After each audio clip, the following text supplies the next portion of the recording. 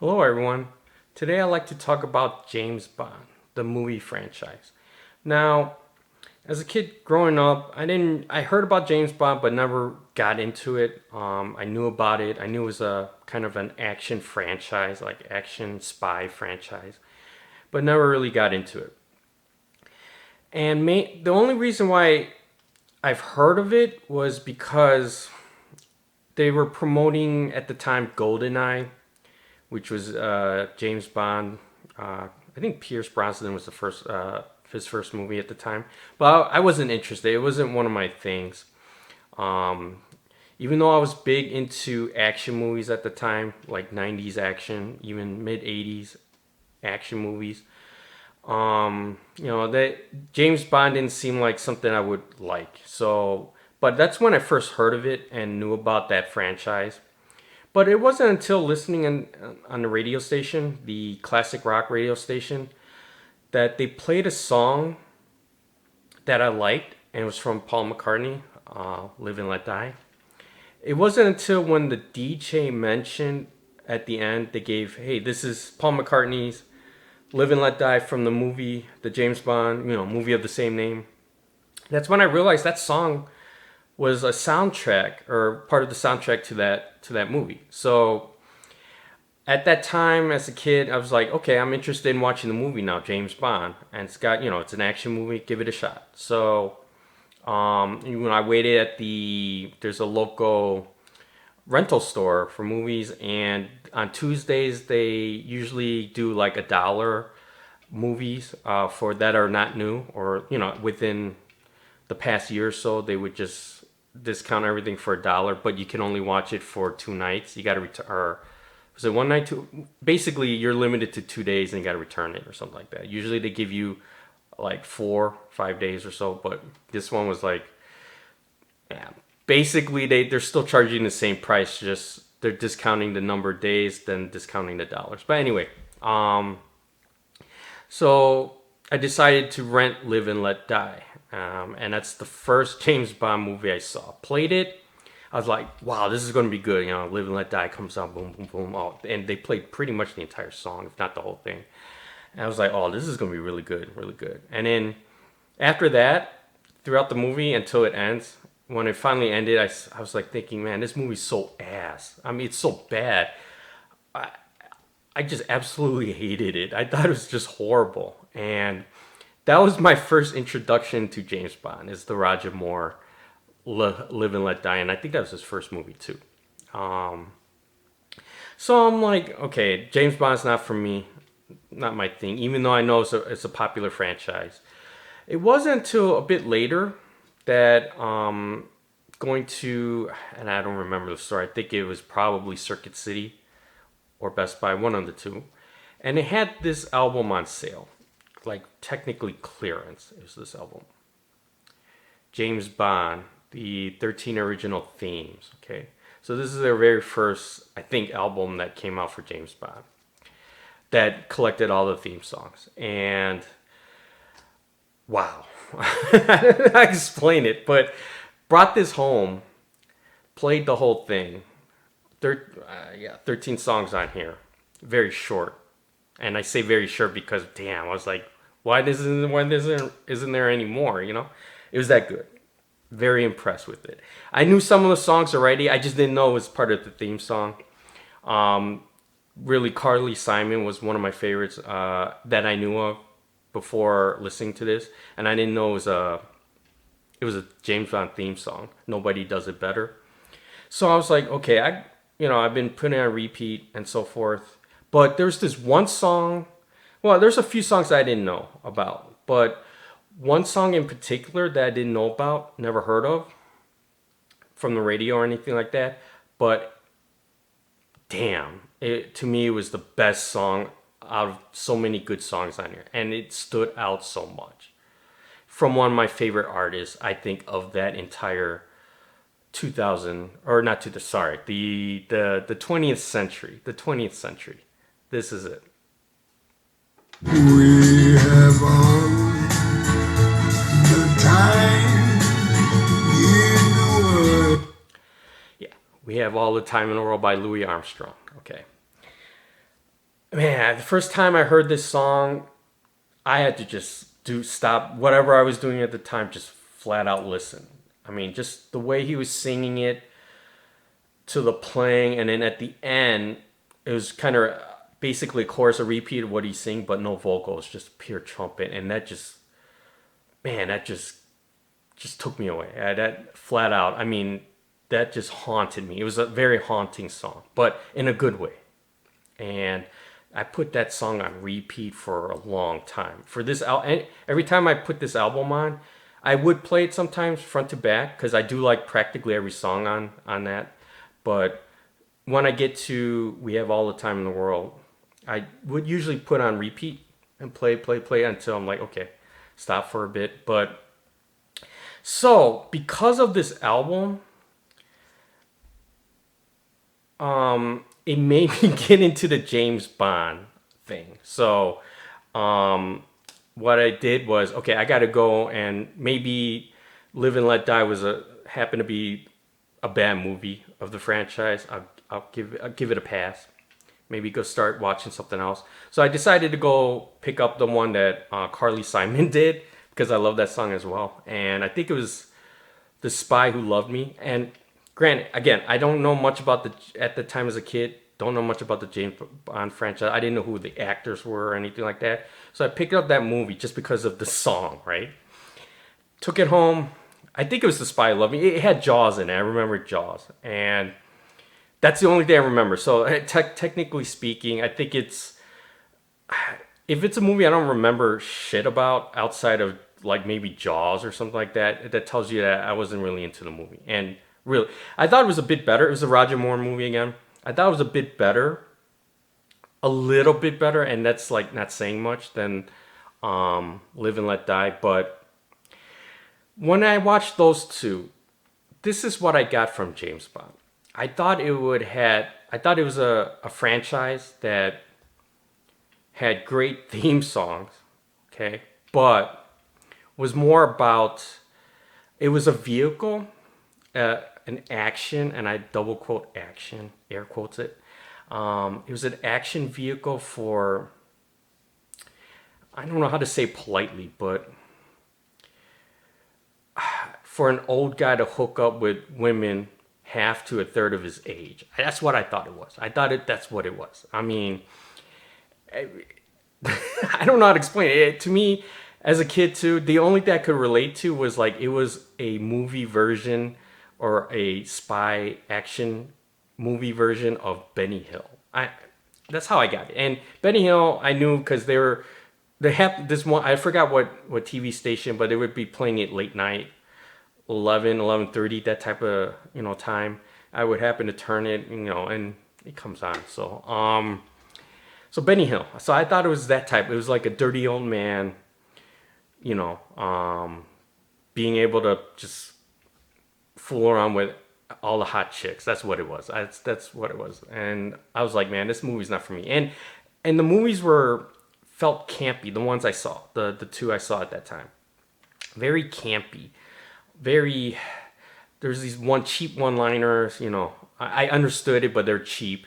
Action was gimmicky. Don't know what else is it. They use a lot of gadgets here and there. It's just, I don't know. It wasn't really the suspense thriller that I was used to for like a 90s flick or something like that. It's just, to me, it's very cheap. And that's what I thought the franchise was. I thought it was just cheap. Old guy banging women, young, like hot looking, very young women, jokes and stuff like that. That's what I thought it was. But because of the music, I gave James Bond quite a bit of more chances. So I went to, every time I had money, first of all, to save up to rent movies at and I had to wait for Tuesday because they were cheap. And I started renting the movies I could get, and I finally got into the Sean Connery stuff. So Dr. No, Goldfinger, I started renting those out. And then I started to realize watching that first of all, obviously it's a different James Bond. So James Bond, now I knew there were different James Bonds. And Sean Connery, to me, watching those movies, I thought his persona exemplified what a James Bond was supposed to be, right? So the suit and tie, ladies' man, shaken not stirred, that type of thing, lounge music. So you got the Shirley Bassey, that kind of stuff. And I thought Sean Connery portrayed that to a T. And I know he's also the first one, but mind you, Roger Moore was the first one I saw. Maybe it's not a good thing if for people who haven't seen James Bond yet. Don't watch Roger Moore as your first intro into it. I recommend not doing that.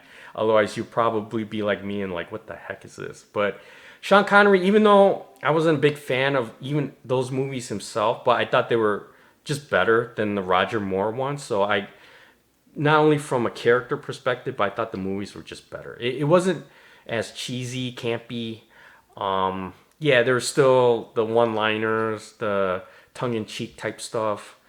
It just never, it didn't take it. The movies never took it too seriously, right? It was just, again, I wouldn't call it Benny Hill, but that type of stuff. So, and I knew it at the time for when it came out. So the '60s, '70s, the action wouldn't match up to, what I was used to at the time, the '90s and '80s stuff. Believe it or not, I think action, '80s and '90s movies, hardcore action movies, that was the golden age, hands down. Because afterwards, I mean, nothing can recreate what they've done, or no one would do something like that from a budget perspective. And everything would be CGI nowadays, which still a lot of fakey stuff.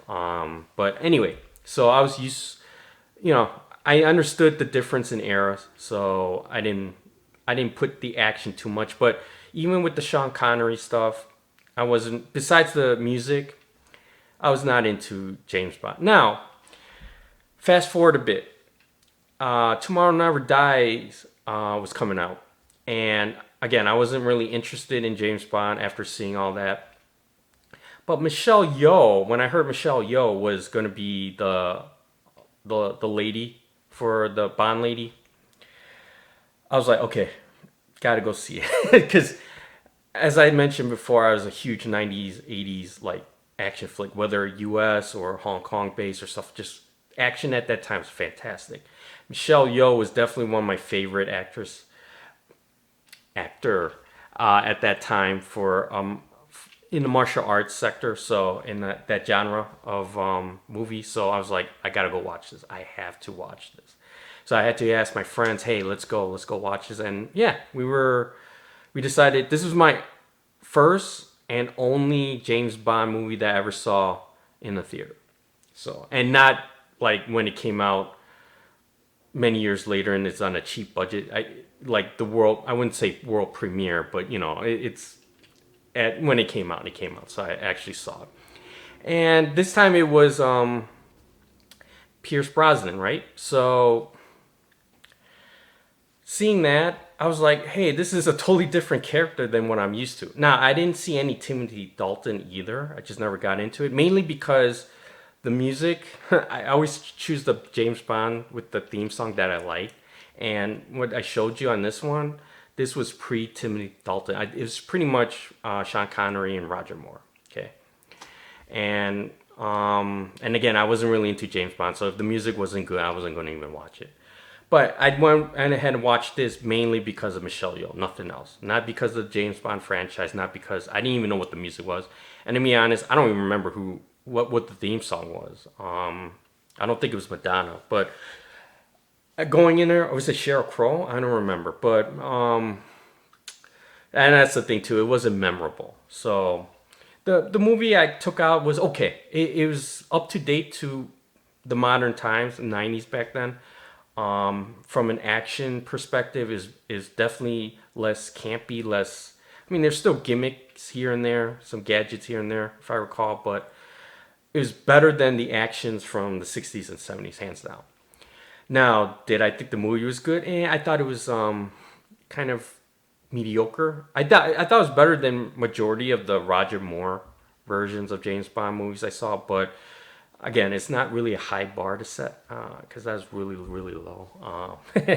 So and Michelle Yeoh herself, she was okay because I'm used to seeing her in her very good the martial art flicks of the 80s and 90s, and damn, I mean, those she set a standard so high that the James Bond thing just looked really pale. A lot of my friends who saw it like, damn, she's good, but I saw her as like, she's just so on this, and Tomorrow Never Dies. But that's the only movie I went to and saw in the theater, and I didn't like the song, and it pretty much ended right there for me. So it wasn't until James Bond franchise later I did get into the Daniel Craig. I thought Casino Royale was okay, but majority wasn't a thing. But going back, that was from a movie perspective. But going back, I like to up to now, till now. So revisiting everything I mentioned from my first album. Okay, from a music perspective, I would break it down to two parts. There's or really one part. There's the modern James Bond and everything in between and everything before it. To me, the modern James Bond would be the 90s, so Pierce Brosnan and on. Now, you watching, the ones who are younger than I am might think the modern version is Daniel Craig and everything before is the older version, and so be it. But for me, it's Pierce Brosnan on as the modern one. And from a album perspective, I got this a bit later, but this included the Timothy Dalton one. So basically through the 80s. And then I've listened to the music later. I don't have any other follow-up albums of James Bond, mainly because I didn't find any of the theme songs any good, or they're just mediocre to me. Even people call Adele's good. Sam Smith, and that's okay. Chris Cornell. Billie Eilish, the latest one. I'm so with it. It was so. I mean, I know there were hits at the time, but they're just to me so. Nothing can beat the original 13 that I got. Nothing can beat it from a theme perspective. Now, having said that,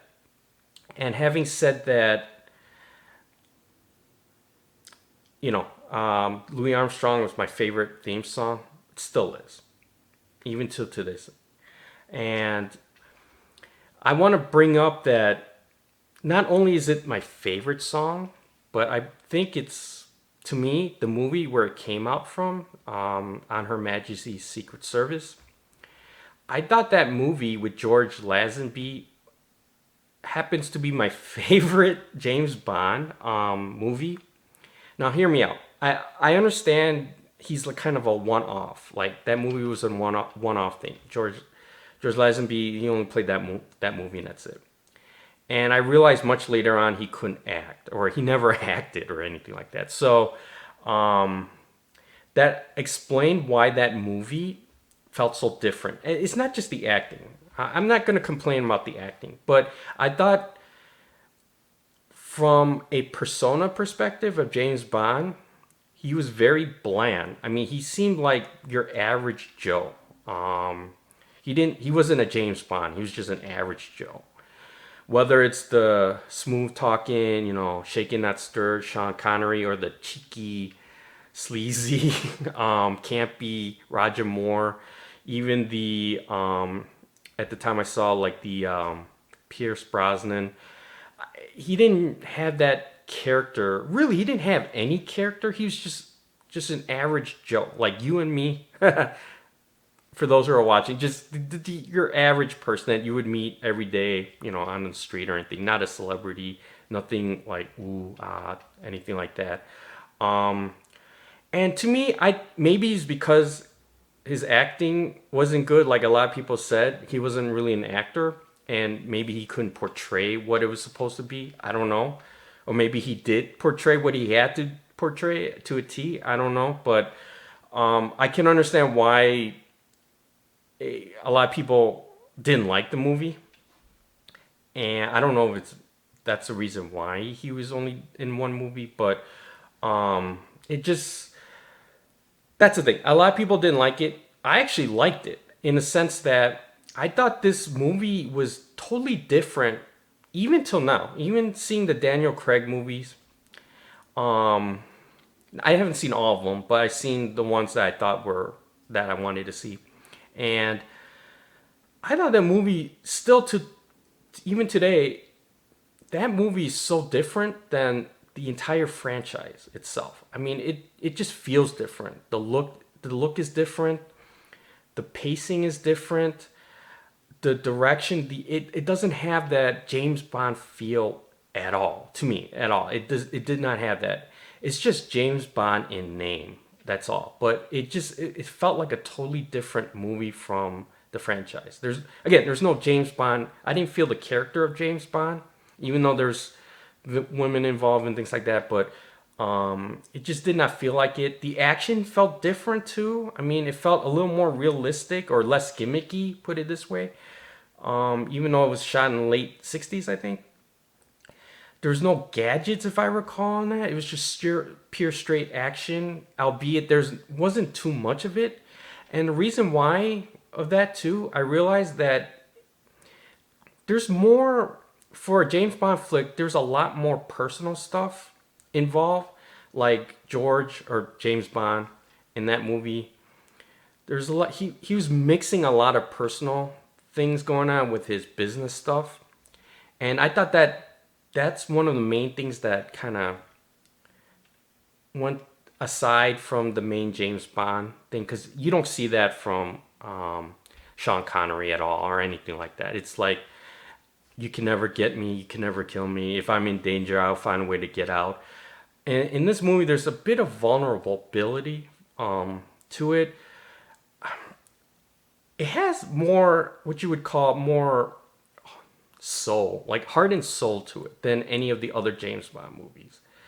Now, Daniel Craig, I'll admit, that character he tried to portray James Bond as has a bit of that as well, but still not to the point of On Her Majesty's. And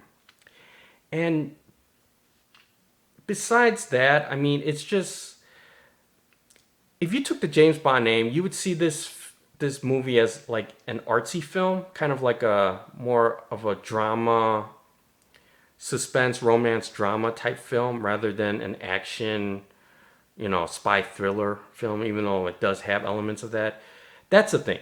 If you remove the James Bond name as I mentioned it, you could see this as a one-off movie by itself without even knowing it's a James Bond movie.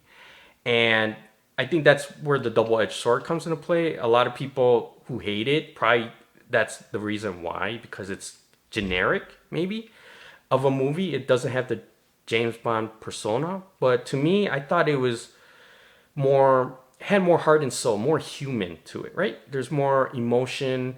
It felt more raw as a movie than any of the other James Bond movies. And the latest one by Daniel Craig, I think, kind of emphasized what I'm getting at, where I think they took a lot of elements from On Her Majesty's Secret Service and into